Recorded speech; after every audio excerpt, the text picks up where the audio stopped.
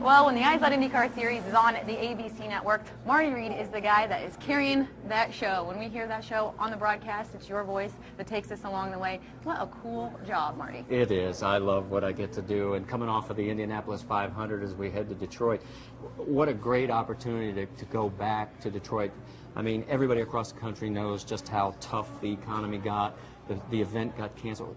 Bringing this race back now is another step in that recovery process, and it means a lot to all of us, not only on the broadcast team, but for the entire series, that this is that next step, another step back to the recovery, and we can't be more thrilled about coming to Detroit.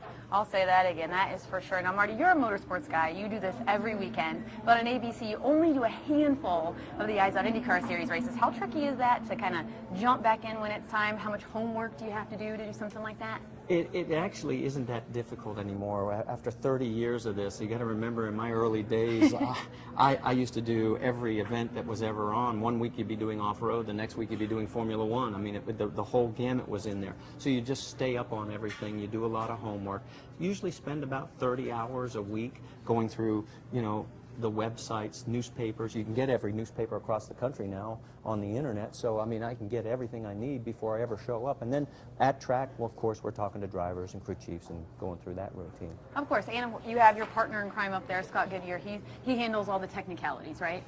Yes, I call him my little Canadian friend, and yeah, it's his responsibility. I sort of tee him up and let him explain what's happening with the drivers, what's happening with the cars, and pit strategy.